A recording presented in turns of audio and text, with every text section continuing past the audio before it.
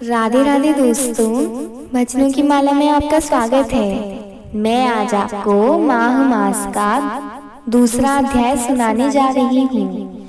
स्नान ध्यान व दान महात्म्य। सूत जी बोले, तपस्वी के मधुर वचनों को सुनकर राजा ने विनीत भाव से कहा, हे ऋषि, मैं माघ मास के विषय में नहीं जानता हूँ, कृपया मुझे बताने का कष्ट करें। ऋषि बोले, हे राजन, हिंदू धर्मावलंबियों के लिए कार्तिक स्नान के समान माघ स्नान तथा उसका व्रत अत्यंत शुभ, कष्ट को हटाने वाला है। इस समय शुभ ब्रह्मा बेला है, अतः निकट ही कात्यायनी नदी है जिसका उद्गम सरोवर है। अतः समय बिना गवाए नदी में स्नान करो तथा माघ मास का महात्म्य, उसकी विधि तथा फल अपने कुल गुरु वशिष्ठ से पूछ लेना। राजा ने पवित्र सरोवर में स्नान किया तथा अपने नगर की ओर प्रस्थान किया। राजधानी लौटने के पश्चात राजा दिलीप ने अपने सुयोग्य मंत्रियों सहित गुरु वशिष्ठ के आश्रम की ओर प्रस्थान किया। गुरु वशिष्ठ के आश्रम में पहुंचने के पश्चात राजा ने ऋषि को साष्टांग प्रणाम किया तथा अपने आने का प्रयोजन बताया तथा माघ मास का वृतांत कथा, उसका महात्म्य, व्याख्या तथा विधि सहित सविस्तार जानने की इच्छा बताई। महाराजा दिलीप की बात सुनकर वशिष्ठ जी अत्यंत प्रसन्न हुए और बोले, हे राजन, मैं तुम्हारी भगवान के प्रति श्रद्धा देखकर अत्यंत प्रसन्न हूँ तथा मैं तुम्हें पवित्र माघ मास के विषय में विस्तार पूर्वक बताता हूँ। हे राजन, माघ मास अत्यंत पवित्र मास है। इस मास में पवित्र हृदय से व्रत तथा स्नान करने से भगवत भक्ति तथा यथाशक्ति दान देने का विधान है। माघ मास में सूर्य उदय से पूर्व अपने निकट नदी अथवा सरोवर में स्नान करना अति उत्तम है। यदि निकट में गंगा, यमुना अथवा प्रयागराज तीर्थ स्थान हो तो सोने पर सुहागे के समान है।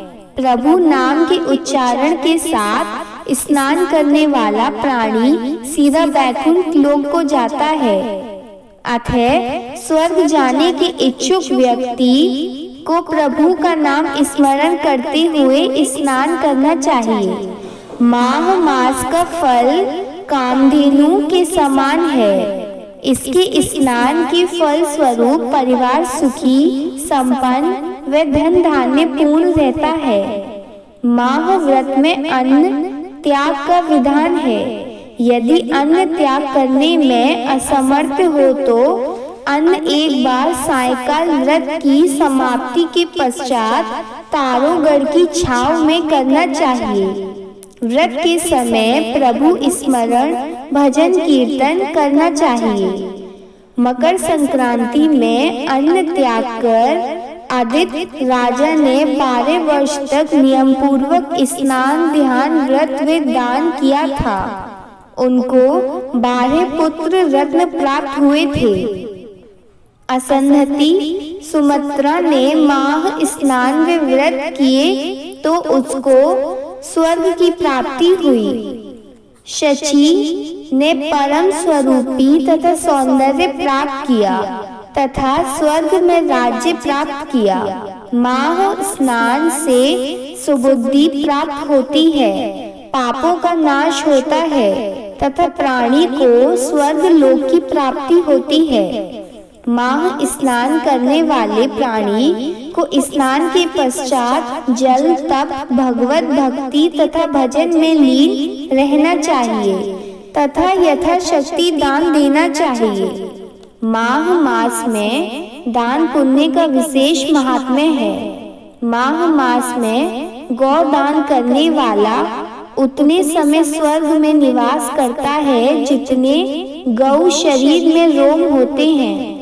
माघ मास में गुड़ तिल के दान का विशेष महात्म्य है। इसके दान में सभी पाप नष्ट हो जाते हैं। तिल के दान से पापों का नाश होता है, हृदय निर्मल हो जाता है। पितरों के तर्पण से प्राणी वैकुंठ धाम को जाता है। भृगु ऋषि ने मणि पर्वत पर विद्याधरों से कहा है कि आकाश की शोभा सूर्य से, कुल की शोभा संतान से तथा उसी प्रकार तप की शोभा दान से है। अतः माघ मास में दान का अति महत्व है।